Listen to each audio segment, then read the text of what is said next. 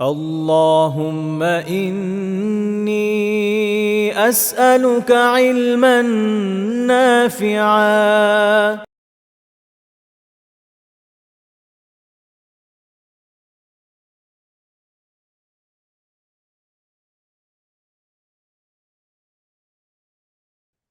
আসসালামু আলাইকুম রহমতুল্লাহি তাআলা ওয়া বারাকাতুহু। বিসমিল্লাহ আলহামদুলিল্লাহ ওয়াসসালাতু ওয়াসসালামু আলা রাসূলিল্লাহি সাল্লাল্লাহু আলাইহি ওয়াসাল্লাম ওয়া আলা আলিহি ওয়া আসহাবিহি আজমাইন। قال الله تعالى في القرآن المجيد أعوذ بالله من الشيطان الرجيم بسم الله الرحمن الرحيم اقرأ باسم ربك الذي خلق خلق الإنسان من علق اقرأ وربك الأكرم الذي علم بالقلم صدق الله العظيم. فقال رسول الله صلى الله عليه وسلم خيركم من تعلم القرآن وعلمه। ইলমান নাফিয়া একাডেমি কর্তৃক আয়োজিত আল কোরআন পড়ি শুরু থেকে এই কোর্সে অংশগ্রহণকারী সকল দ্বীনী ভাই ও বোনদের জানাই আন্তরিক শুভেচ্ছা ও অভিনন্দন। আমরা দীর্ঘ লম্বা সময় ধরে এই কোর্সটি মানে কোর্সটির সকল ক্লাস আমরা করছি এবং আমরা লেভেল 1 কে অতিক্রম করে লেভেল 2 তে আজকে আমরা আহ, প্রায় পঞ্চম ক্লাস, সপ্তম ক্লাসে আমরা যুক্ত হয়েছি আলহামদুলিল্লাহ। এবং আমরা আমাদের গত ক্লাসের মাধ্যমে মাখরাজের যে অধ্যায়টি ছিল, অর্থাৎ হারফ উচ্চারণ করার জন্য বা হারফ উচ্চারিত হয় যে সকল জায়গা থেকে, সে সকল জায়গাগুলো সম্পর্কে আমরা জেনেছি এবং সেগুলোকে আমরা সুন্দরভাবে সেগুলোকে চিত্র সহকারে পড়ার চেষ্টা করেছি এবং প্রাথমিক কিছু অনুশীলন আমরা সেখানে রেখেছিলাম। আলহামদুলিল্লাহ, আমরা আজকে আলোচনা করব এমন একটি বিষয় নিয়ে এবং এমন একটি মেথডে আমরা আলোচনাগুলো করব। গত ক্লাস পর্যন্ত আমরা যে বিষয়গুলো শিখেছি সেটাকে যদি আমরা এক নজরে বা এক স্বল্প কিছু কথার মধ্য দিয়ে যদি এটাকে আমরা একটু রিভিউ করি, তাহলে কিন্তু আমরা একদম লেভেল 1 থেকে যদি আমরা এটাকে যদি মুসালসাল এটাকে যদি খেয়াল করি, তাহলে দেখবো যে আমরা প্রাথমিকভাবে আমরা হার্ফগুলোকে চিনেছি এবং হার্ফের যেই নামগুলো আছে সেগুলো আমরা জেনেছি এবং হার্ফের যে স্ট্রাকচার আছে সেগুলো আমরা দেখেছি। এবং তার পরবর্তীতে হার্ফের যে স্মল লেটার বা এই যে শব্দের শুরুতে এবং মাঝে এবং শেষে যখন আসবে, তখন এই শব্দ তখন এই বর্ণগুলোর কি কি পজিশন হবে, কোন বর্ণগুলো শব্দের উম, মাঝে আসতে পারবে না, কোন বর্ণগুলো কানেক্ট হতে পারবে না, এই জাতীয় বিষয়গুলো আমরা শিখেছি এবং সেগুলোর উপরে আমরা ভালোভাবে কিছু অনুশীলনও করেছি আলহামদুলিল্লাহ। এবং ঠিক তার পরবর্তীতেই আমরা হারাকাত সম্পর্কে জেনেছি, অর্থাৎ হারাকাত সম্পর্কে জানার মধ্য দিয়ে আমরা এই বিষয়টা ভালোভাবে বুঝতে পেরেছি যে হার্ফগুলোকে শুধুমাত্র তার নাম এবং তার স্ট্রাকচার এবং তার যে আরেকটা স্ট্রাকচার আছে যেটা হচ্ছে যুক্তাক্ষর বা স্মল লেটার, এই তিনটি বিষয় জানার মধ্য দিয়ে আসলে হার্ফটিকে পরিপূর্ণভাবে উচ্চারণ করা বা তাকে ব্যবহার করা যায় না। সেক্ষেত্রে আমাদেরকে হার্ফকে উচ্চারণ করার জন্য বা হার্ফের যে তার একটা ওন সাউন্ড আছে সেই সাউন্ডটাকে শোনার জন্য আমাদের কিছু স্বরচিহ্নের সাহায্য নিতে হয় বা নিতে হয়েছে। সেগুলোকে আরবিতে বলা হয় হারাকাত। ঠিক আছে। এবং সেই হারাকাতগুলোর মধ্যে আমরা ফাতহা, কাসরা, দম্মা, সাকিন, তাসদীদ, তানউইন, এই টোটাল 6টি হারাকা সম্পর্কে আমরা পড়েছি। এবং এই 6টি হারাকার মধ্যে কাসরা এবং কাসরাতাইন, এই দুটি হারাকা হচ্ছে সবসময় বর্ণের নিচে বসে। ঠিক আছে। এবং তার পরবর্তীতে আমরা প্রতিটি হারফের, অর্থাৎ দুঃখিত, প্রতিটি হারফ হারাকা গ্রহণের দিক থেকে কোন কোন হারফের মাঝে মানে একটু ব্যতিক্রমিতা আছে সেগুলো সম্পর্কে আমরা পড়েছিলাম। হামজা শুধুমাত্র তাসদিদ গ্রহণ করে না, তারপর হচ্ছে গোলতা শুধুমাত্র তাসদিদ গ্রহণ করে না, আলিফ শুধুমাত্র সাকিন গ্রহণ করে আর কোনো হারাকা গ্রহণ করে না। তারপর হামজাতুল ওয়াসল যদি হারফটি উচ্চারিত হয় তাহলে সেটি কোন কোন হারাকা গ্রহণে উচ্চারিত হবে, সেটি ফাতহা এবং কাসরা এবং দম্মায় তিনটি হারাকা ছাড়া আর কোনো হারাকা গ্রহণ করে এই হামজাতুল ওয়াসলটি উচ্চারিত হয় না। এবং হামজাতুল ওয়াসলের পর গোলতা, গোলতা যখন উচ্চারিত হয় তখন ফাতহা কাসরা দম্মা, ফাতহা কাসরা দম্মা এই হারাকা, এই হারাকাগুলো গ্রহণ করলে গোলতা কোন কোন হারাকা গ্রহণ করে, সেক্ষেত্রে তাসদিদ গ্রহণ করে না।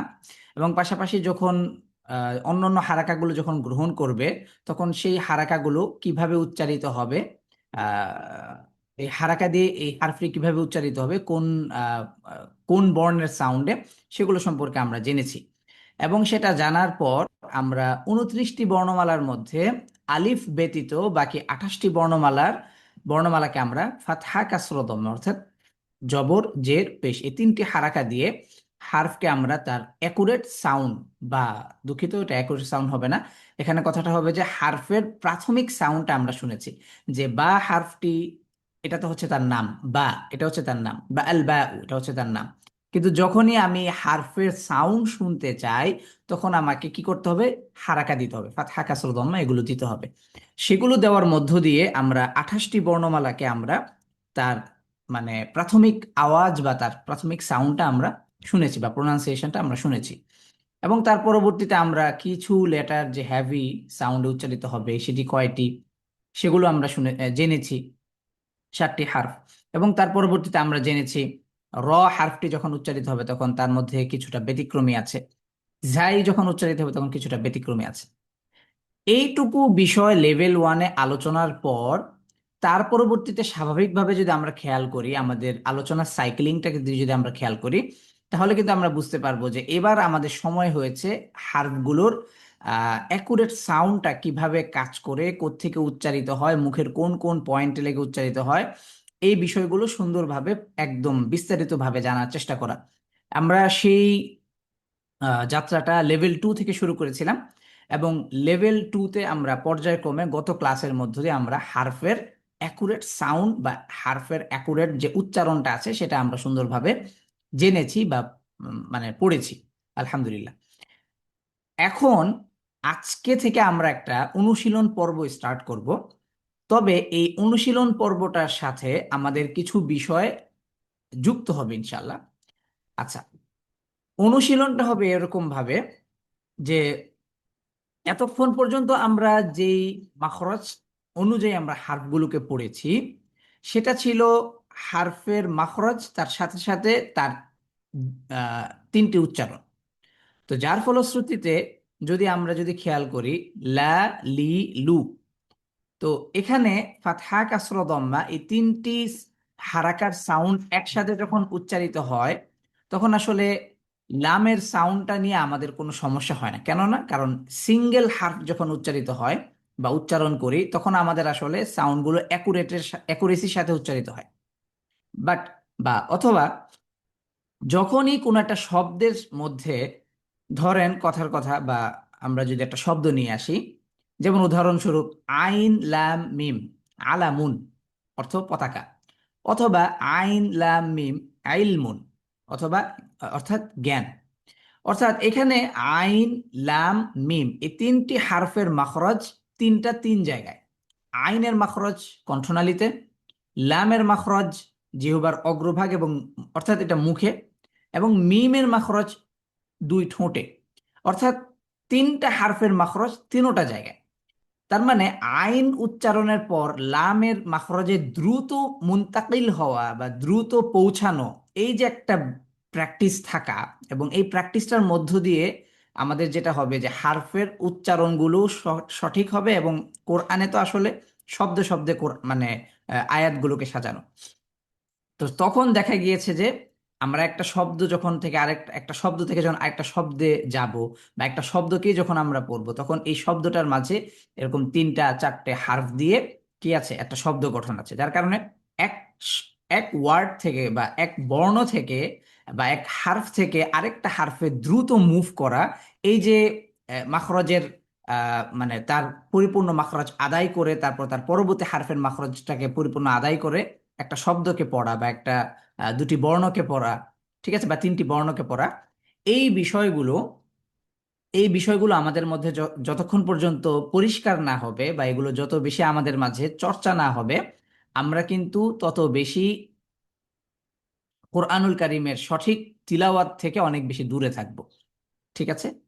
অতএব আমাদের এই প্র্যাকটিসটা হবে, বা আজ আমরা যে এখন থেকে যেই সিলসিলাটা শুরু করছি বা যে সেগমেন্টটা স্টার্ট করছি, সেটা হচ্ছে যে শব্দে শব্দে কোরআনুল কারীমের শব্দ অনুশীলন। তবে এই অনুশীলনের আন্ডারে বা এই অনুশীলনের অধীনে কিছু বিষয় আছে, যে বিষয়গুলো সম্পর্কেও আমরা ইনশাল্লাহ ধীরে ধীরে জানবো ইনশাল্লাহ। ঠিক আছে? আচ্ছা, কি কি বিষয় আছে সেই বিষয়গুলো আমরা আগে এট এ গ্লান্স দেখব, এবং তার পরবর্তীতে আমরা ধীরে ধীরে সেই বিষয়গুলো নিয়ে আলোচনা করব। আমরা লেভেল 2 এর এখন যে সেগমেন্টটাতে আছে, এটা হচ্ছে যে সেগমেন্ট নাম্বার 2, অর্থাৎ দ্বিতীয় সেগমেন্টে আছে। এই দ্বিতীয় সেগমেন্টের মূল আলোচ্য বিষয়টা হচ্ছে কোরআনের শব্দাবলীর অনুশীলন। এই সেগমেন্টের অধীনে আমাদের কিছু বিষয় আছে, সেই বিষয়গুলো আমরা এখন জানবো ইনশাআল্লাহ।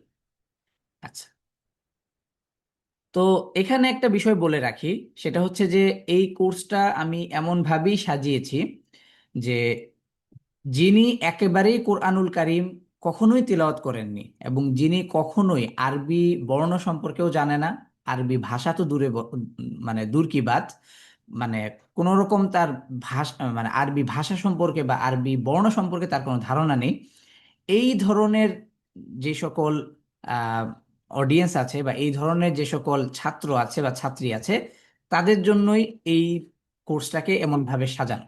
এবং এই কোর্সের আরেকটা বিষয় বলে রাখি, কিছু কিছু বিষয় বারবার মানে আলোচনা হয়েছে।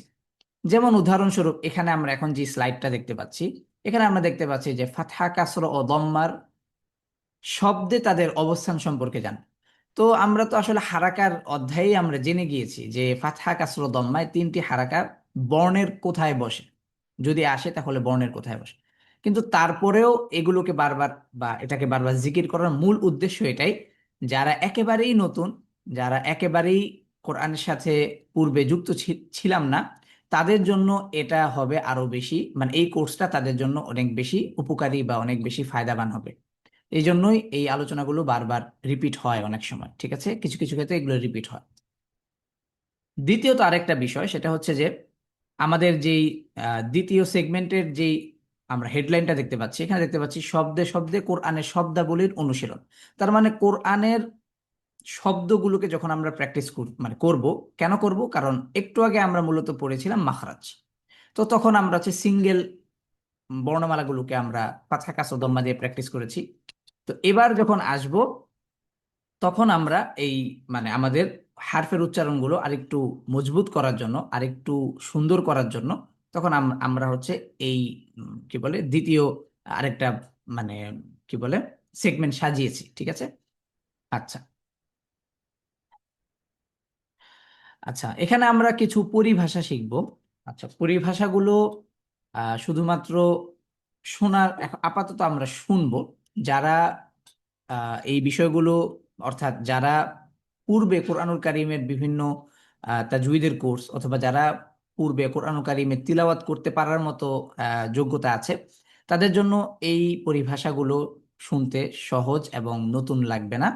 কিন্তু যারা একেবারেই নতুন এরকম যারা আছে, তাদের জন্য এই পরিভাষাগুলো একটু নতুন লাগবে। তবে এই পরিভাষাগুলো আমাদেরকে এখন মুখস্থ করার কোনো প্রয়োজন নেই, শুধুমাত্র পরিভাষাগুলো সম্পর্কে আমরা জানবো। ঠিক আছে?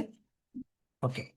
তো এখানে আমরা হেডলাইনে দেখতে পাচ্ছি হারাকা বিষয়ক কিছু পরিভাষা, অর্থাৎ কিছু ইস্তেলাহাত আমরা শিখবো, কিছু পরিভাষা শিখবো। যেমন হারাকাযুক্ত শব্দকে, অর্থাৎ হারাকাযুক্ত শব্দকে বলা হয় মুতাহাররিক। ঠিক আছে? অর্থাৎ ফাতহা কাসর দম্মা যুক্ত বর্ণকে বলা হয় মুতাহাররিক। ঠিক আছে? সাকিন যুক্ত বর্ণকে বলা হয় মুসাক্কানা বা মুসাক্কান। ঠিক আছে? তাসদিদ যুক্ত বর্ণকে বলা হয় মুসাদ্দাদা। ঠিক আছে? আচ্ছা, এর পাশাপাশি আমি বাংলা উচ্চারণটাও লিখে দিয়েছি। ওকে। তানউইন যুক্ত বর্ণকে বলা হয় মুনাওয়ানা। ঠিক আছে? এই যে এখানে আমরা বাংলা নামটাও এখানে বা বাংলা উচ্চারণটাও আমরা দেখতে পাচ্ছি। তাহলে হারাকা যুক্ত অর্থাৎ ফাতহা কাসরা দম্মা যুক্ত শব্দকে বা বর্ণকে, হারাকা যুক্ত শব্দকে বা বর্ণকে, এখানে একটু কি হয়েছে,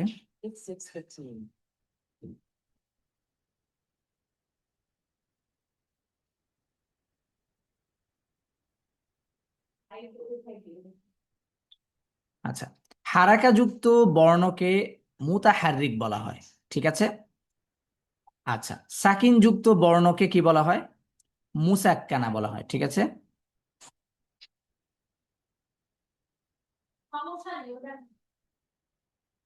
আচ্ছা,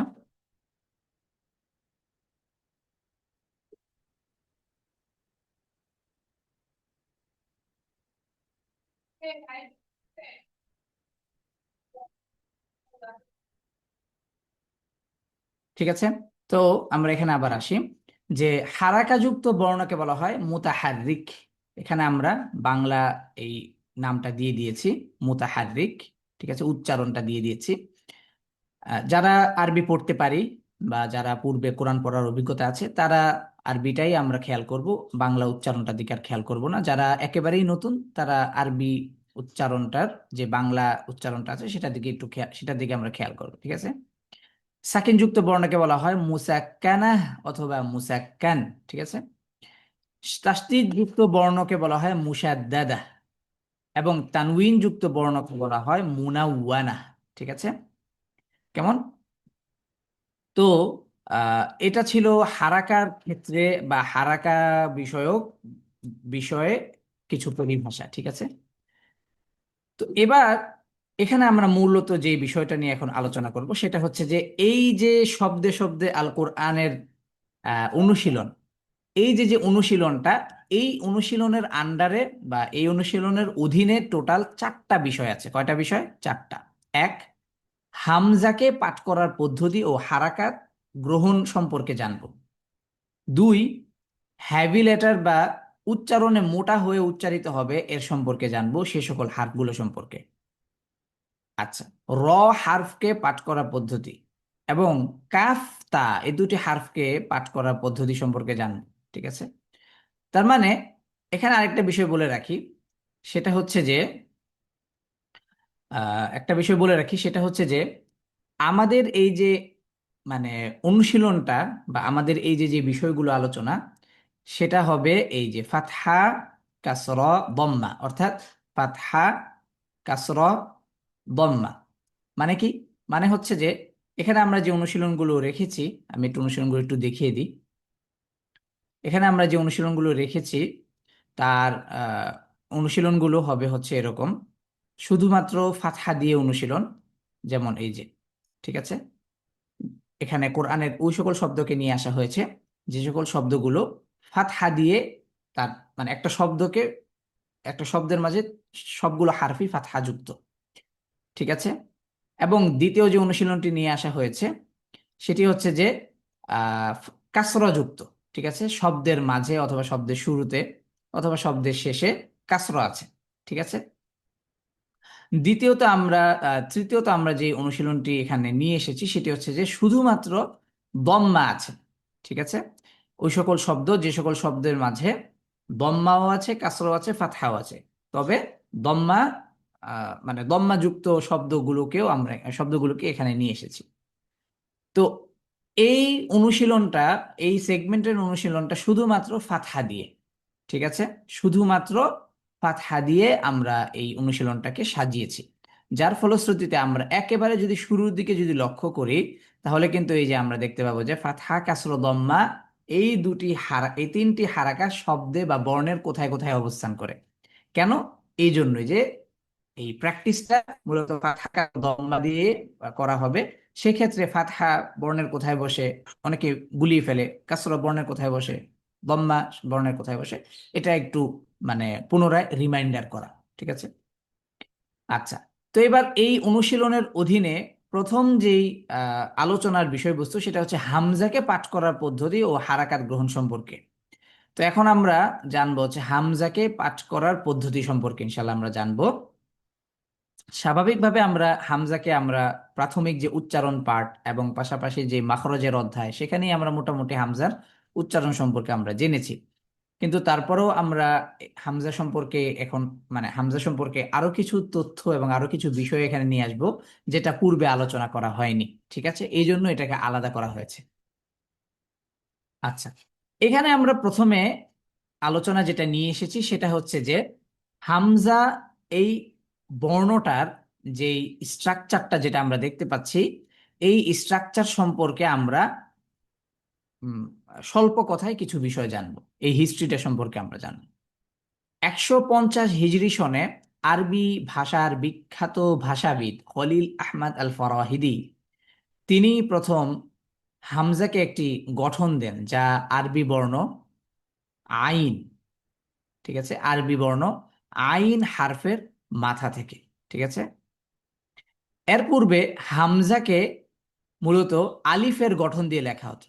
ঠিক আছে, এভাবে, অর্থাৎ আলিফ এবং হামজা দুইটার গঠন একই ছিল, সেম ছিল। ঠিক আছে, তো এখানে একটা বিষয় সবার মাথায় আসতে পারে যে 150 হিজরির আগ পর্যন্ত হামজা দিয়ে যে শব্দগুলো ছিল সেগুলো কোরআনে কিভাবে লিখেছে? এটা খুব প্রশ্ন, এটা খুব স্বাভাবিক। তো এখানে প্রশ্নের উত্তরটা হচ্ছে এটাই যে আরবদের কাছে হামজার উচ্চারণটা জানা ছিল। অর্থাৎ যদি আমি স্বাভাবিকভাবে যদি একটা আরবি বই কোনো একটা অনারবকে যদি আমি দেই এবং সেই অনারব এই আরবি বইটা সম্পর্কে সে কিছুই পড়তে পারবে না। কেন পারবে না? কারণ এটা তার ভাষা না, যতক্ষণ না সেই ভাষাটা ভালোভাবে রপ্ত না করেছে। ঠিক তেমনি ভাবে একই টেক্সট বা একই একটা বই যদি আমি একজন আরবকে দেই, তাহলে আরব কিন্তু সে দেখা মাত্রই সে বলে দিতে পারবে এখানে কি কি শব্দ আছে, কার কিভাবে উচ্চারণ, ঠিক আছে, ইত্যাদি সকল কিছু সে বলতে পারবে। সেখানে অর্থাৎ ফাতহা, কাসর, দম্মা এগুলো না থাকলেও তার জন্য কোনো সমস্যা হবে না। কেন? কারণ এটা তার ভাষা। ঠিক আছে, ঠিক তেমনি ভাবে আরবদের কাছে যখন কোরআনুল কারীম অবতীর্ণ হয়েছিল, তখন হামজার যে উচ্চারণটা সেটা ছিল, কিন্তু হামজার অ্যাকুরেট কোনো আকৃতি ছিল না। তো সেই ক্ষেত্রে কাছে কোরআন বা ইসলাম পৌঁছাতে থাকলো, তখন এটার মানে প্রয়োজনীয়তাটা দেখা দিল।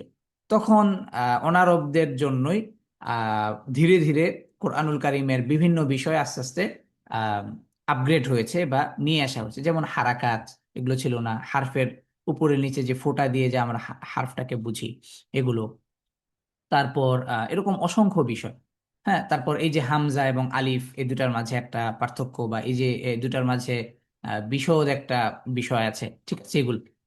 তো এখানে আমরা যেখানে আলোচনা চলছিল সেটা হচ্ছে যে 150 হিজরি সনে খলিল আহমদ আল ফরাহিদি, যাকে আল আবেকরিও বলা হয়, তো খলিল আহমদ আল ফরাহিদি তিনি হামজাকে একটা স্ট্রাকচার দেন এবং সেটা দেন হচ্ছে আইন হারফের মাথা থেকে। অর্থাৎ আইন হারফটাকে যে আমরা লিখি, এই যে আইন হারফের যে মাথাটা আছে এটাই হচ্ছে হামজার স্ট্রাকচার দেন, যে এটা হচ্ছে হামজার মূল স্ট্রাকচার। পাশাপাশি পাশাপাশি আলিফের স্ট্রাকচার তাহলে কি? আলিফের স্ট্রাকচার হচ্ছে এই যে সোজা দাগ, এটাই হচ্ছে আলিফের স্ট্রাকচার। যার ফলশ্রুতিতে লেভেল 1 আমি একটু আলোচনা করেছিলাম, বলেছিলাম যে যে এটা হচ্ছে সোজা যে দাগ, যার উপরে, মাঝে, মানে ডানে, বায়ে, নিচে কোনো ধরনের কোনো চিহ্ন যার নেই, শুধুমাত্র একটা সোজা রেখা, সেটাকেই আলিফ বলা হয়। ঠিক যখন এই আলিফের উপরেই এই যে হামজা, হামজার এই হামজার স্ট্রাকচারটা যখন চলে আসবে, তখন সেটার আলিফ থাকবে না, তখন সেটা হামজা হয়ে যাবে। তো এটাই মূলত ছিল হচ্ছে একটা পার্থক্য, বা এটা একটা ছিল মানে মূল একটা আলোচ্য বিষয়ের মধ্যে একটা। ঠিক আছে, তো এখানে যেটা বলছিলাম সেটা হচ্ছে যে আলিফ এবং হামজা এই দুটোকে একই গঠন দিয়ে লেখা হতো এবং পড়া হতো। আচ্ছা, তো খলিল আহমদ আল ফরাহিদি প্রথম হামজা এবং আলিফের মাঝে উচ্চারণগত তথা মাখরাজগত পার্থক্য এবং গঠনগত পার্থক্য করেছেন। তাহলে উচ্চারণগত পার্থক্যটা কি করেছেন? উচ্চারণগত পার্থক্যটা করেছেন যে হামজা এই হারফের মাখরাজ কণ্ঠনালীর শুরু এবং আহ কণ্ঠনালীর শুরু থেকে উচ্চারিত হবে হামজা। ঠিক আছে, এটা হচ্ছে তার উচ্চারণগত মানে মাখরাজগত তার মানে জায়গাটা নির্ধারণ করে দিলেন। দ্বিতীয়ত হচ্ছে আলিফ, এটার মাখরজটা কি হবে? তো আলিফের মাখরজটা হবে, আমি বলেছিলাম যে মুখের এবং কণ্ঠনালীর খালি অংশ থেকে যেই মানে সোজা আওয়াজটা বের হয়, এই ধরনের একটা আওয়াজই মূলত হচ্ছে আলিফের উচ্চারণ হয়। ঠিক আছে। পাশাপাশি এখানে আরেকটা বিষয় বলে রাখি, সেটা হচ্ছে যে এই যে আম, আহ, এই যে আহ, আলিফের যে সাউন্ডটা, আলিফের সাউন্ডটা কি হবে? হামজার মতোই হবে, যেটা আগে হতো পূর্বে, মানে এটা হামজাও, এটা আবার আলিফ। তো তখন কি এরকম সাউন্ড হবে না। আলিফের সাউন্ডটা কি করে দিয়েছে, নির্ধারণ করে দিয়েছে। কি হিসাবে নির্ধারণ করেছে? যে আলিফ শুধুমাত্র মাদ এর হারফ, মাদ মাদ মাদ এর হারফ। অতএব মাদ যখন গঠিত হবে, সেটার জন্য কিছু মানে শর্ত আছে। সেই শর্ত অনুপাতে যদি আলিফ তার নিজস্ব জায়গায় থাকে, তাহলেই এই আলিফটি কি হবে, উচ্চারিত হবে। এটা আমরা ইনশাল্লাহ লেভেল 3-তে আমরা সাকিনের যে অধ্যায় আছে সেখানে আমরা মাদের পূর্ণ অধ্যায়টা আমরা পড়বো ইনশাল্লাহ। বাকি আলিফের যেই আলিফ মানে অর্থাৎ হামজার যে সাউন্ডটা ছিল আ, ই, উ, ঠিক আছে, এই সাউন্ডটাতে আর এই আলিফটা উচ্চারিত হবে না। যেটা আমরা মানে কিছু বাংলাদেশিরাও আমরা পড়েছি যে আলিফ এর উপরে যদি জবর থাকে, আলিফের নিচে যদি জের থাকে, আলিফের উপরে যদি পেশ থাকে, তাহলে এই হার্ফগুলো তাহলে এই আলিফটি এই সাউন্ডে উচ্চারিত হবে, হামজা সাউন্ডে, আ, ই, উ। এটা ভুল। ঠিক আছে, এটা সঠিক না। সঠিক কোনটা? সঠিক হচ্ছে যে আলিফ শুধুমাত্র একটা হারাকাই গ্রহণ করে, সেটা হচ্ছে সাকিন। এবং সাকিন গ্রহণের ক্ষেত্রে শর্ত হচ্ছে যে তার আগের হারফে ফাতহা হতে হবে। যেমন বায়ের সাথে যদি এবার আলিফকে লিখি আমি, বা আলিফের উপর সাকিন দিলাম, এবং তার আগের হারফে কি হতে হবে, ফাতহা হতে হবে, তাহলেই গিয়ে এই আলিফটা উচ্চারিত হবে। কিভাবে উচ্চারিত হবে? তখন এই যে বা ফাতহা বা, এটা তো আমরা একবার উচ্চারণ করতাম বা। এবার আলিফের সাথে মানে এই আলিফের সাথে বাকে লেখার কারণে এবং আলিফের যে শর্তটা আছে, যে আলিফ সাকিন এবং তার আগের হারফে ফাতহা, এরকম অবস্থায় যখন আসবে, তখন এই যে বা, এই যে লম্বা করলাম, এই লম্বাটা কার জন্য করলাম? আলিফের জন্য করলাম। এটাই মূলত হচ্ছে আলিফের সাউন্ড, এছাড়া আর কোনো সাউন্ড আলিফের নেই। ঠিক তেমনি ভাবে যদি আমি মিমের সাথে এবার দেই, মিম, ফাতহা, আলিফ, সুকুন, তাহলে কি হবে? মা। কেন? আলিফের কারণে এই মিম ফাতহা মা, এটা সাউন্ডটা লম্বা হচ্ছে। কিন্তু যদি আমি এখান থেকে যদি শুধুমাত্র এই আলিফ সাকিনটাকে সরিয়ে দিই, তাহলে আমরা কি উচ্চারণ করছি? মিম ফাতহা মা। বুঝতে পেরেছি এবার? এই যে মা যেটা লম্বা হয়, সেটা মূলত আলিফের কারণে লম্বা হয়, আর এইটাই মূলত হচ্ছে আলিফের সাউন্ড, আর কোনো সাউন্ড নেই। হ্যাঁ, এবার কথা হচ্ছে যে তার মানে হামজা এবং আলিফের মাঝে তার যে আওয়াজগত পার্থক্য এবং তার যে মাখরাজগত পার্থক্য, এই দুইটা জিনিসই কি করে দিয়েছেন, আলাদা করে দিয়েছেন, বা এটাকে আম, কি বলে সেপারেটেড করে দিয়েছেন কে? খলিল আহমদ আল ফারাহিদি। কত সনে? 150 হিজরি সনে। এক। দুই নাম্বার হচ্ছে তাদের যে আকৃতিগত যেই ব্যাপারটা, সেটাও কি করে দিয়েছেন, আলাদা করে দিয়েছেন।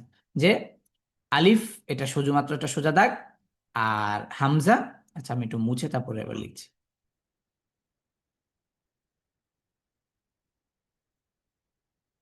আলিফ শুধুমাত্র একটা সোজা রেখার দাগ, এটা হচ্ছে আলিফ। আর হামজা সেটা হচ্ছে আইন হারফের যে মাথাটা আছে, এটাই মূলত হচ্ছে হামজা। ঠিক আছে, এটা হচ্ছে হামজার স্ট্রাকচার। তাহলে এখানে আমরা তাহলে এই আলোচনাটা আশা করি আমরা বুঝতে পেরেছি। এবং এই আলোচনাটা করার পর এখন আমরা ছোট্ট করে খলিল আহমদ আল ফরাহিদি, তাকে আরবরা বলেন, এখনো বলেন আল আবেকরি। আবেকরি বলা হয় তাদেরকে যারা হচ্ছে জিনিয়াস। জিনিয়াসকে আরবিতে বলা হয় আবেকরি। এটা হচ্ছে ওনার একটা উপাধি। এটা আহ, এরকম উপাধি সচরাচর সবাই এই ধরনের উপাধিগুলো পায় না, যেটা খলিল আহমদ আল ফারাহিদিকে আল্লাহ তাআলা এই সম্মানটাও দিয়েছেন। পাশাপাশি তার এই মানে বিশেষ যোগ্যতার কারণেই আপনি যদি খেয়াল করে দেখেন, যদি আমরা মাখরাজের দিকে যে লক্ষ্য করি, এই যে আমরা যে মাখরজটা গত ক্লাস পর্যন্ত পড়লাম, এই সকল মাখরজটা নির্ধারণ করে দিয়েছে হচ্ছে খলিল আহমদ আল ফারাহিদি। অর্থাৎ খলিল আহমদ আল ফারাহিদি যেভাবে ব্যাখ্যা দিয়েছে যে হামজা এখান থেকে উচ্চারিত হয়, সা এই জায়গা থেকে উচ্চারিত হয়, বা এই জায়গা থেকে উচ্চারিত হয়, এই ব্যাখ্যাটা আর অন্য কেউ প্রথম মানে কেউ করেন। প্রথমে কেউ করেনি। এবং এই যে মানে মাখরজগত বা তার উচ্চারণের জায়গাগত এই যে যে ব্যাখ্যাটা, এই ব্যাখ্যাটাই কিন্তু ঘুরে ফিরে আমরাই কিন্তু এখনো পর্যন্ত চর্চা করছি। মানে কেউ বলতে পারছে না যে বা এই হার্ফটি দুই ঠোঁট থেকে উচ্চারিত হয় না, এটা অন্য জায়গা থেকে উচ্চারিত হয়। মানে তার এই তথ্যকে কেউ বিট করার মতো এখনো পর্যন্ত কেউ সামর্থ্যবান হয়ে উঠতে পারেনি। এই কারণেই তাকে আল আবেকরি বলা হয়, যে অত্যন্ত মানে মানে কঠিন পর্যায়ের বা চরম পর্যায়ের একজন জিনিয়াস লোক। এই হচ্ছে আবেকরি। তো খলিল আহমদ আল ফরাহিদির জন্ম হয়েছে হিজরি 100 সনে, এবং যেটা হচ্ছে 718 খ্রিস্টাব্দে ইরাকের বসরা শহরে জন্মগ্রহণ করেন। আবার মতান্তরে আরেকটা আছে যে উনি সৌদিতে জন্মগ্রহণ করেন। তো এটা নিয়ে মানে ইতিহাসবিদদের মধ্যে অনেক মত পার্থক্য আছে। তো মূলত হচ্ছে যে উনি বসরাতেই জন্মগ্রহণ করেন, তার পরবর্তীতে উনি কিছুদিন সৌদিতে এবং ইয়ামানে কিছুদিন উনি থাকেন। তারপর হিজরি 173 সনে, অর্থাৎ 789 খ্রিস্টাব্দে বসরায় তিনি ইন্তেকাল করেন। এবং সেই সময় বসরায় যখন তিনি ইন্তেকাল করেন তখন প্লেগ রোগ মানে সেখানে মহামারী আকার ধারণ করেছিল। তো এই মানে এই মহামারীর সময়েই আল্লাহ তাআলা এত বড় একজন মেধাবীকে এই মহামারীর মধ্য দিয়েই আল্লাহ তাআলা তাকে নিয়ে গিয়েছেন। তো এই ছিল হামজা সম্পর্কে, তার গঠনগত বিশ্লেষণ সম্পর্কে ছোট্ট কিছু আলোচনা। এবার আমরা হামজা কোন কোন হারাকা গ্রহণ করে এবং কোন হারাকা গ্রহণ করে না, তো এটা আমরা গত লেভেল ওয়ানে আমরা জেনেছিলাম।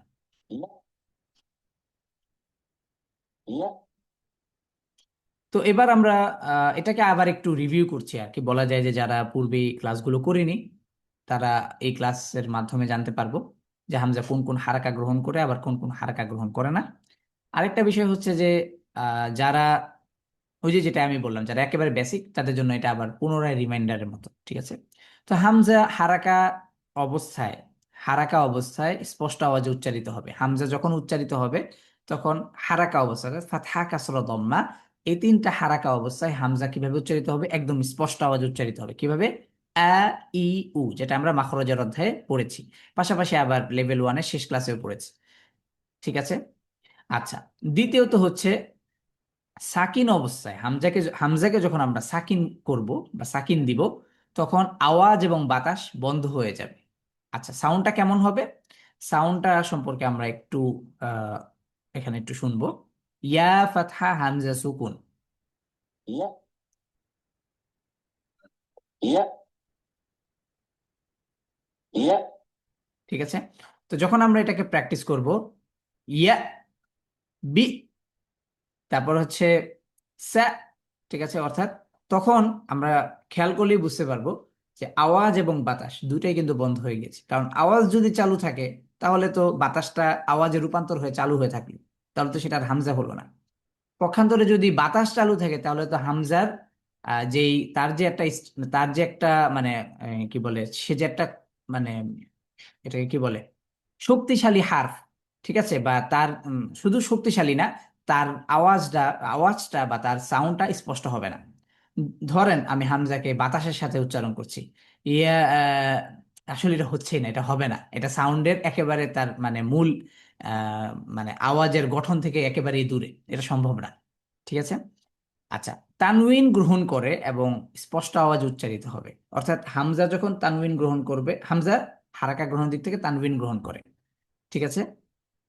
আচ্ছা, দ্বিতীয়ত হচ্ছে তাসদিদ গ্রহণ করে না। আচ্ছা, এটা কেমন তাসদিদ গ্রহণ করে না, এটার এখানে আমি একটু ব্যাখ্যা করেছি যে হামজা তাসদিদ গ্রহণ করে না ঠিক, তবে তাসদিদ গ্রহণ করা কোনো একটা হারফের আগে এসে তাকে উচ্চারণ করতে পারে।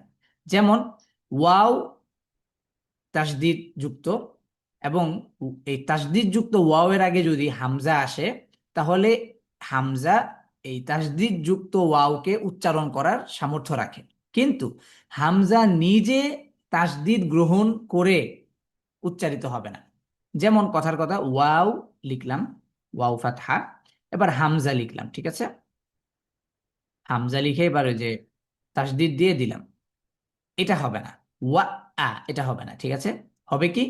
হবে হচ্ছে হামজা ফাতহা এবং ওয়াও সাদ্দা, ঠিক আছে, এটা হবে কেমন? আউয়া, কিন্তু এটা হবে না। ঠিক আছে। আচ্ছা।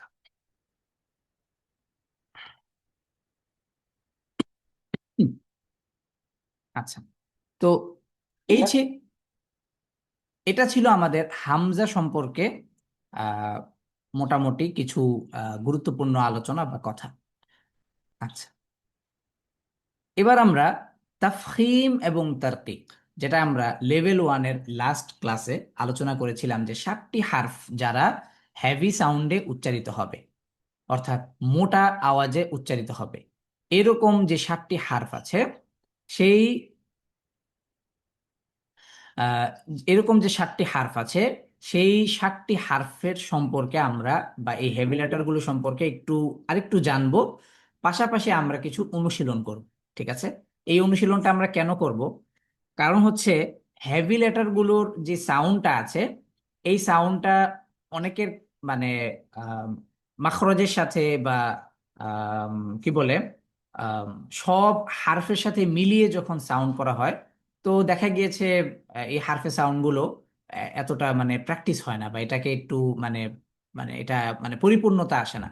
তো এটাকে যদি আমরা একটু আলাদা একটা মানে স্লাইড করে বা আলাদা একটা সেগমেন্ট করে যদি এটাকে যদি আমরা প্র্যাকটিসে নিয়ে আসি, তাহলে যেটা হবে যে এই হার্ফগুলো আরো বেশি অনুশীলন অনুশীলন হলো, এবং হার্ফগুলো শুনতেও ভালো লাগলো, এবং হার্ফগুলো আরো বেশি প্র্যাকটিস হলো। এটা যত বেশি প্র্যাকটিস হবে, এর সাউন্ডটা যত বেশি আমাদের সুন্দর হবে, এর পরবর্তীতে বাকি যেই লাইট হার্ফে যে সাউন্ডগুলো আছে, সেগুলো তো একেবারেই সহজ, খুবই সহজ। যেমন হামজা, হ্যাঁ, এগুলো তো খুব সহজ, কিন্তু এই হেভি লেটার বা হেভি সাউন্ডের হার্ফগুলোকে একটু ভালোভাবে প্র্যাকটিস করলে এই আমাদের হার্ফের উচ্চারণগুলো পরিপূর্ণতা আসে। ঠিক আছে। ওকে। তাফখিম এবং তারকিকের পরিচয় ও তার হার্ফসমূহ। তো এখানে তাফখিম শব্দটা আরবি শব্দ, যার অর্থ হচ্ছে মোটা করা বা হেভি করা। ঠিক আছে, এটা একটা আরবি শব্দ। ফাখামা ইউফাখিমু, তাফখিম। ঠিক আছে। আচ্ছা। আচ্ছা, এখন তারকিক শব্দের অর্থটা কি? তারকিক শব্দের অর্থ হচ্ছে লাইট বা পাতলা। ঠিক আছে। তারকিক অর্থ পাতলা, অর্থাৎ এটা মূলত আহ, আরবি শব্দ। এবং তাফখিম অর্থ মোটা করা, এটাও আরবি শব্দ। তাফখিম শব্দটার অর্থ হচ্ছে মোটা করা বা হ্যাভি করা, বা আওয়াজটাকে একটু ভারী করা। ঠিক আছে। তো আমরা আম, সদ, দদ, ত, য, গইন, খ, কফ, এই 7টি হারফের ক্ষেত্রে আমরা কিন্তু একটা বিষয় দেখতে পেয়েছি। সেটা হচ্ছে যে সদ, দদ, ত, জ, এবং এই যে হার্ফগুলো, এই যে হেভি লেটারগুলো, এগুলো যখন উচ্চারিত হয়, তখন কিন্তু আমাদের জিহ্বার যে গোড়াটা, অর্থাৎ কফ হার্ফের মাখরাজের যেই মানে অর্থাৎ কফ হার্ফটা জিহ্বার যেই পয়েন্ট থেকে উচ্চারিত হয়, এই জায়গাটা কিন্তু একটু উঁচু হয়। কেন হয়? কারণ এটা উঁচু না হলে আওয়াজটা কি হয় না, হেভি হয় না। ঠিক আছে। ব, স, এই জন্য এখানে বলা হয়েছে যে তাফখিম হারফ গুলো যখন উচ্চারণ করব আমরা, তখন আমাদেরকে কয়েকটা বিষয় খেয়াল করার মধ্যে একটা প্রধান বিষয় খেয়াল করার বিষয় কি, উচ্চারণ করার সময় জিহুবার গোড়া উপরের দিকে রেখে উচ্চারণ করতে হবে। আচ্ছা, জিহুবার গোড়া বলতে কোন জায়গাটা? সেটা হচ্ছে যে কফ হারফটা জিহুবার যে পয়েন্ট থেকে উচ্চারিত হয়, এই জায়গাটাই উঁচু হয়, অর্থাৎ এই জায়গাটা উপরের তালুর দিকে উঁচু হয়। ঠিক আছে। তখনই আওয়াজটা মোটা হয়ে বা একটু ভারী সাউন্ডে উচ্চারিত হয়। ঠিক আছে। তা আমাদের জিহ্বাটা হচ্ছে মানে কখনো কখনো এটা একটা মানে বলা যায় যে এটা একটা বিমানের ডানার মতো, এটা বাতাসটাকে নিয়ন্ত্রণ করে। ঠিক আছে। আমরা যে শ্বাসটা নেই, এই শ্বাস নেওয়ার পর যে আমরা এই যে কথা বলার জন্য এই যে মুখের বিভিন্ন অংশে লাগছে, তো এটার পরিপূর্ণ ব্যালেন্সটা করে হচ্ছে মুখের মুখের ব্যালেন্সটা করে হচ্ছে জিহ্বা। জিহ্বার ব্যালেন্সটা আহ, যত বেশি ভালো হয়, তত বেশি সাউন্ডটা আরো বেশি অ্যাকুরেট হয়। ঠিক আছে। আচ্ছা, তারকিকের পরিচয়। তো তারকিকের ক্ষেত্রে কি, তাফখিমের ক্ষেত্রে যদি জিহ্বার গোড়াটা উপরে উঠে, তাহলে তারকিকের ক্ষেত্রে বিপরীত, তার মানে জিহ্বার গোড়াটা নিচে থাকবে। তার উচ্চারণ করার সময় হার্ফগুলোকে জিহ্বার গোড়া নিচের দিকে রেখে উচ্চারণ করতে হবে। আচ্ছা, যে কোন জায়গাটা? ওই একই জায়গায়, যেই জায়গাটা অর্থাৎ কফের আহ, জিহ্বার যে পয়েন্ট থেকে কফের উচ্চারণটা হয়, কফ হার্ফের উচ্চারণটা হয়, সেই একই জায়গাটাই নিচে থাকবে। ঠিক আছে। ক, ক্যা। আচ্ছা, এটার থেকে আর একটু বেটার কিছু একটা ইয়ে নিয়ে আসি। ক, দা, ক, তা, ব, তা, ব, সা, ব, সা। ঠিক আছে। আচ্ছা, এখন কথা হচ্ছে যে এই হার্ফগুলো কি কি। এখানে আমরা দেখতে পাচ্ছি সদ, বদ, ত, ব, গইন, গ, কফ। এই টোটাল 7টি হার্ফ। ঠিক আছে। আচ্ছা, এখন এখানে আমরা এখানে একটা কথা হাইলাইট করা হয়েছে আলাদা করে, সেটা হচ্ছে যেটা আমরা এর আগেও হাইলাইট করেছিলাম যে আরবি 29 বর্ণমালার মধ্যে 7টি হার্ফ সর্বাবস্থায় মোটা হবে। সেগুলোই মানে এই 7টি হার্ফই হচ্ছে এই যেগুলো। ঠিক আছে, এই হার্ফগুলো হচ্ছে এগুলো। এই কথাটা আহ, এই হাইলাইট পয়েন্ট কি বলে, হাইলাইট পজিশনটা হচ্ছে এটা।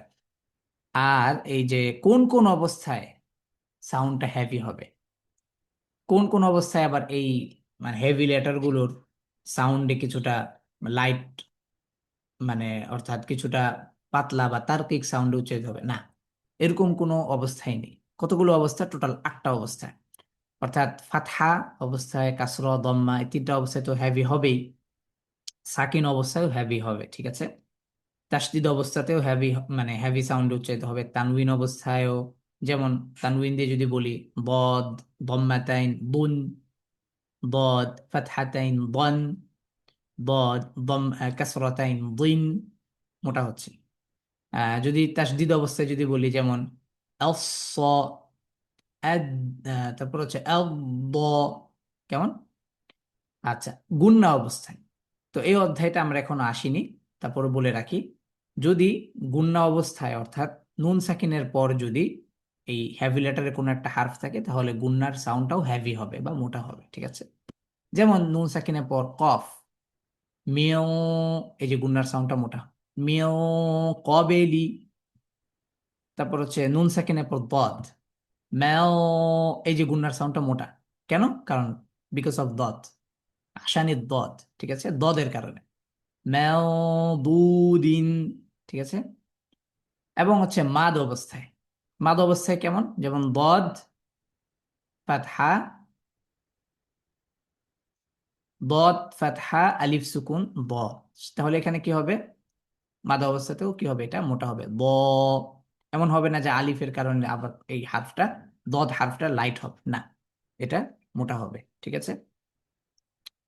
আচ্ছা, বাকি এটার বিষয়ে আর আরো কিছু বিষয় আমরা মাদের অধ্যায়ে ইনশাল্লাহ পড়বো ইনশাল্লাহ। ঠিক আছে। যে আলিফ কখন মোটা হয়, আলিফ কখন লাইট হয়, ঠিক এগুলো নিয়ে আমরা পড়বো ইনশাল্লাহ। তো এখন আমরা তাফখিম এবং তারকিক এই দুটির বিষয়ে একটা ছোট্ট ভিডিও দেখব। কিছু মানে আমরা কিছু সাউন্ড শুনবো, তারপর আমরা একটা অনুশীলন পর্বে যাব ইনশাআল্লাহ। যারা আমার সাথে অনুশীলন করতে চান তারা হ্যান্ড রেজ করে রাখবেন। আচ্ছা, এখানে যদি আমরা খেয়াল করি যে লাইট হার্ফ যেটা কোনটা, সেটা হচ্ছে এই যে, এটা হচ্ছে সিন, এটা হচ্ছে লাইট, আর এটা হচ্ছে দদ। তাহলে দদ হার্ফটা হেভি সাউন্ড উচ্চারিত হয়। তাহলে এবার আমরা দদ হার্ফটাকে আগে শুনি, হেভি সাউন্ডের এটা আবার শুনি। আর মুখের ভিতরের পজিশনিংটা আমরা একটু দেখব। أم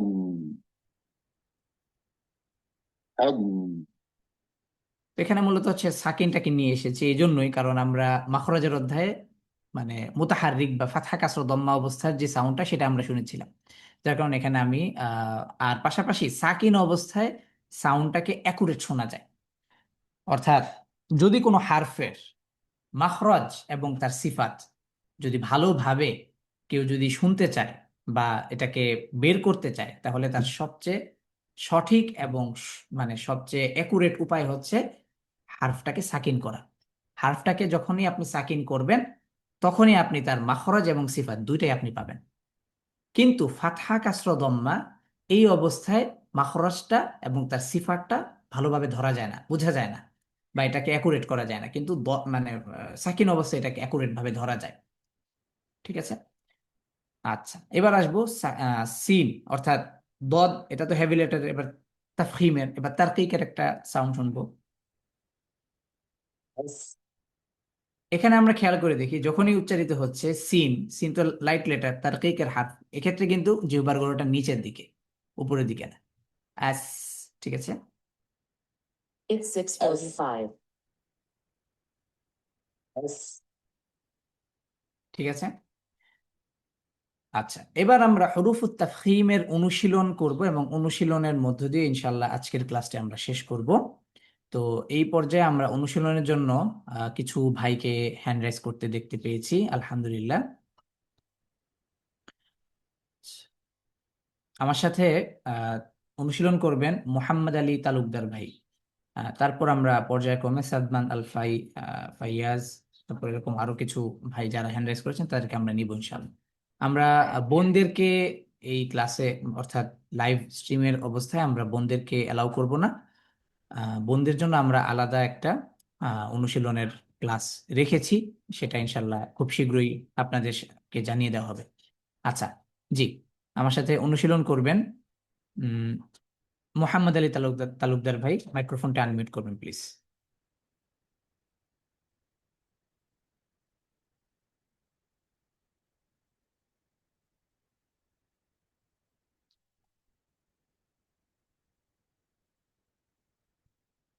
জি, মোহাম্মদ আলী তালুকদার ভাই, একটু মাইক্রোফোনটা আনমিউট করবেন প্লিজ। আসসালামু আলাইকুম। ওয়ালাইকুম আসসালাম ওয়া রাহমাতুল্লাহি ওয়া বারাকাতুহু। আচ্ছা, এবার আমার সাথে অনুশীলন করবেন। এখানে আমি পুরো টেমপ্লেটটার মধ্যে অনুশীলনটা একেবারে ছোট করে নিয়ে এসেছি, এবং পাশাপাশি এখানে আমি আরেকটা বিষয় করেছি, সেটা হচ্ছে যে আমরা পূর্বে যে অনুশীলনটা করেছি সেটা ছিল সিঙ্গেল সিঙ্গেল, ব, দুই, দু। মাখরাজের অধ্যায়ও সেম, ব, দুই, দু। কিন্তু যখনই এই অধ্যায়টাতে এসেছি, এখানে আমরা দুটি হারফের হারফের মধ্যে এটাকে রেখেছি। কেন রেখেছি? এতে কি হবে, লাইট হার্ফ থেকে হেভি লেটারে দ্রুত পৌঁছানো, আবার হেভি লেটার থেকে Therefore, লাইট that, লেটারে। therefore, জি, আপনি কি আমাকে শুনতে পাচ্ছেন? জি, sorry. আচ্ছা, না, এখানে আমি একটু ব্যাখ্যা করছিলাম যে আচ্ছা, অনুশীলন sorry. কিভাবে সাজিয়েছি সেটা সেটা ব্যাখ্যা করছিলাম। আচ্ছা, তো এবার আমার সাথে অনুশীলন করবেন। অনুশীলনটা আমি এমন ভাবে সাজিয়েছি, লাইট লেটার থেকে হেভি লেটার, হেভি লেটার থেকে আবার লাইট লেটার। এতে কি হবে, যে পূর্বে আমরা অনুশীলন করেছি সিঙ্গেল সিঙ্গেল, যে ব, দুই, দু, লেভেল ওয়ানের লাস্টেও। আবার মাখরাজের অধ্যায়েও সেম আমরা আলাদা আলাদা করে এটাকে প্র্যাকটিস করেছি, শুধুমাত্র সিঙ্গেল সিঙ্গেল। তো এখানে আমরা যেহেতু একটা মাখসুস বা এই বিষয়ের উপর খাস এই বিষয়ে আলোচনা করছি, তো এই ক্ষেত্রে আমরা অনুশীলনটাকে এমন ভাবে রেখেছি যে লাইট থেকে হেভি, হেভি থেকে লাইট। এতে কি হবে, যে আওয়াজের তারতম্যটা যে প্র্যাকটিস করবে এবং যে শুনবে উভয়ই এটা বুঝতে পারবে। ঠিক আছে? আচ্ছা, আমার সাথে বলি, ব্যাস। Therefore, এবার আমরা উল্টো, মানে ব্যাকওয়ার্ড যাব। স, ব্যা, for the, ব্যাসি, Belsi, সি, ব্যা। Sibe, এখানে বা ফাতহা বা, এটা যেন ইমালা না হয়ে যায়, ব্যা এমন না হয়ে যায়, সি, ব্যা। okay. Sibe, হুম, ব্যাসু।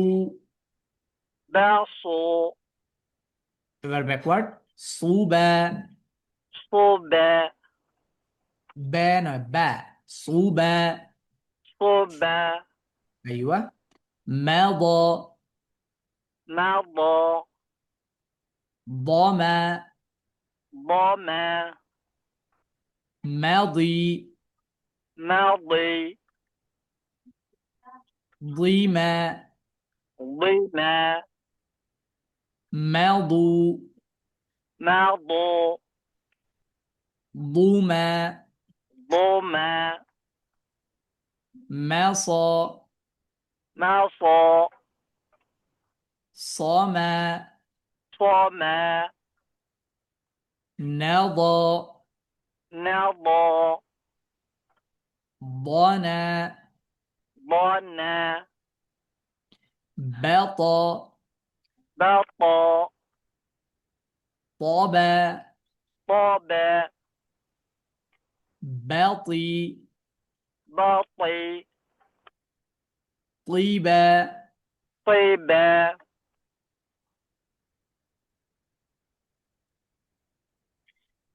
বাতু, بطو তুবা, طوبى নাযা, نظى ظنا, ظنى নাযি, نظي ظنا, ظنى নাযু, نظو ظنا, ظنى নাতা, نطى طنا, طنى বাযা, بضى ظبا। ظبى মাশাআল্লাহ, বারাকাল্লাহু ফিক। এবার আমরা شكرا আরেকজন ভাইকে একটু সুযোগ দিব, আমার সাথে অনুসরণ করবেন। সাদমান আল ফাইয়াজ ভাই, মাইক্রোফোনটা আনমিউট করুন প্লিজ। আসসালামু আলাইকুম রহমতুল্লাহ। আমি দুঃখিত, আমি ভেবেছিলাম, আচ্ছা, আপনি একটু মিউট হয়ে যাবেন, আমি মোহাম্মদ আলী তালুকদার ভাইকে আবার নিচ্ছি। আছি আমি ওস্তাদ জি, ওকে, আমি আপনাকে দিয়ে এই অনুশীলনটা তাকমিল করছি। দাগ, دغى غدا, غدا দাগি, دغي غيدا, غدا داغو, دغو غودا, غدا باخا, بخا excuse me. بخا خابا, خبا باخي, بخي خيبا, خيبا باخو, بخو خوبا, خوبا ناقا, نقا قانا, قنا ناقي, نقي قينا। قنا ما شاء الله، بارك الله في علمكم وعملكم، اللهم تقبل لصالح الأعمال، اللهم تقبل لتلاوة القرآن، اللهم تقبل صلاتنا وقيامنا وصيامنا ونيتنا، آمين يا رب العالمين। آمين আলহামদুলিল্লাহ, আমরা আমাদের এই দ্বিতীয় লেভেলের মাঝে যে দ্বিতীয় যে সেগমেন্টটা আছে, যেটা অনুশীলন সেগমেন্ট, এবং এই অনুশীলন সেগমেন্টের মধ্যে আমরা আমাদের যে আলোচ্য বিষয়গুলোর মধ্যে ছিল, আলোচ্য বিষয়গুলো ছিল, সেই আলোচ্য বিষয়গুলোর মধ্যে আমরা চারটি বিষয়, এবং চারটি বিষয়ের মধ্যে আমরা দুটি বিষয়ে আলোচনা করেছি, এবং ইনশাআল্লাহ আগামী ক্লাসে আমরা আলোচনা করব র এবং কাফতা সম্পর্কে আমরা আলোচনা করব ইনশাআল্লাহ। আচ্ছা, এখানে আরেকটা বিষয় বলে রাখি, সেটা হচ্ছে যে আহ, আমি আপনাদের জন্য এই কোর্সটা এমনভাবে ডিজাইন করেছি যে আহ, একেবারে খুব মেজর মেজর যে পয়েন্টগুলো আছে, যেগুলো না হলেই একেবারে একজন কোরআনের পাঠকের জন্য সম্ভব নয়, সেই মেজর মেজর বিষয়গুলোকেই আমি বেশি হাইলাইটেড করার চেষ্টা করেছি, এবং এগুলোকে বেশি বেশি প্র্যাকটিসে নিয়ে আসার চেষ্টা করেছি। অতএব এই কোর্সটি আশা করা যায় যারা একেবারে বেসিক, তারাও এখান থেকে উপকৃত হবেন, এবং যারা একটু মিডিয়াম বা মধ্যম পর্যায়ের বা ইন্টারমিডিয়েট লেভেলে, তারাও ইনশাল্লাহ এখান থেকে ইস্তেফাদা নিতে পারবেন ইনশাআল্লাহ। আল্লাহ তাআলা আমাদের সবাইকে কোরআনুল কারীমের সাথে থাকার তৌফিক দান করুক, আমিন। আল্লাহ তাআলা আমাদের সবাইকে শুধুমাত্র কোরআনুল কারীমের সাথে থাকা নয়, আল্লাহ তাআলা আমাদেরকে এমন এক দিনের জন্য, এমন এক মজলিসের জন্য আল্লাহ তাআলা কবুল করেন, যে মজলিসে আল্লাহ তাআলা নিজে কোরআন শোনাবেন, যে মজলিসে দাউদ আলাইহিস সালাম জাবুর শোনাবেন, যে মজলিসে আমাদের প্রিয় হাবিব সাল্লাল্লাহু আলাইহি ওয়াসাল্লাম আমাদেরকে কোরআন শোনাবেন, যে মজলিসে অসংখ্য মাকবুল হাফিজ কোরআন, অসংখ্য মাকবুল আলেম, অসংখ্য মাকবুল ক্বারি কোরআন আমাদেরকে কোরআনুল কারীম শোনাবেন, অনেক মুখলিস বান্দারা আমাদেরকে কোরআন শোনাবেন, আল্লাহ তাআলা আমাদেরকে সেই মজলিসের জন্য আল্লাহ তাআলা আমাদেরকে কবুল করেন। আমরা যেন সেই মজলিসে বসার অন্তত এইটুকু যোগ্যতা যেন আল্লাহর কাছ থেকে আমরা পাই। আমাদের আর কোনো কিছু চাওয়া নেই। আমরা আল্লাহর কাছে চাই না যে আমরা ওই স্টেজে বা ওই মসনদে বসে আমরা কোরআন শোনাবো। আমাদের এইটুকু আর আমরা আমরা চাই না। আমরা শুধু এইটুকুই চাই যে আল্লাহ আপনি আমাকে ওই মজলিসের জন্য অন্তত কবুল করেন। যদি আমরা ওই মজলিসের জন্য কবুল হয়ে যাই তাহলে এটাই অনেক কিছু। যদি কবুল হয়ে যায় তাহলে কোরআনটাও ইনশাল্লাহ আমরা শোনাতে পারবো। কোরআন শোনানোর মতো আমাদের আমাদের কাছেও কি থাকবে, সুযোগ থাকবে ইনশাল্লাহ। কারণ এক জান্নাতি আরেক জান্নাতির কাছ থেকে মানে সবকিছুই শুনবে। তার দুনিয়াবী জীবন সম্পর্কে শুনবে, তার কি বলে তার অভিজ্ঞতাগুলো সম্পর্কে শুনবে, তার যে এত উচ্চ মাকাম উচ্চ বুলন্দ তাকে আল্লাহ তাআলা দিয়েছেন, সেটার জন্য সে কি করেছে সেগুলো সম্পর্কে শুনবে। আমরাও শুনবো, তারাও শোনাবে। এই আল্লাহ তাআলা আমাদেরকে কোরআনুল কারীমের জন্য কবুলা মঞ্জুর করে নিক। কোরআনুল কারীমের ইলম দিয়ে আমাদের জীবনটাকে গড়ার তৌফিক দান করুক। ইলম যেন আমাদের জন্য একটা বড় হাতিয়ার হয় নিজেকে বাঁচানোর জন্য। অর্থাৎ এমন নয় যে ইলমটাকে আমি কোনো কিছুর বিনিময় হিসাবে বানাবো। হ্যাঁ, একটা বিষয়ের জন্য বিনিময় হবে, সেটা হচ্ছে নিজেকে বাঁচানোর বিনিময়। যে নিজেকে কিভাবে বাঁচানো যায় সেই বিষয়ের জন্য আমাকে ইলম অর্জন করতে হবে। এটাই মূলত ইলমের মূল মাকাসিদ, এছাড়া আর কোনো কিছুই না। কারণ একটু স্বাভাবিকভাবেই যদি খেয়াল করেন, সারা বিশ্বের দিকে যদি আপনি খেয়াল করেন, সারা বিশ্বের মধ্যে যারাই এখন লিডিং পর্যায়ে আছে তাদের সবাইকে যদি দেখবেন যে তারা সবাই হচ্ছে, মানে সবার কাছে দেখবেন যে ডাটা, পৃথিবীটা এখন চলে হচ্ছে ডাটার উপরে। অর্থাৎ যার কাছে যত বেশি তথ্য সংগ্রহ থাকবে সে এই পৃথিবীতে সে তত বেশি ভালো বা তত বেশি রাজ করতে পারবে, তার মানে ক্ষমতা তত বেশি।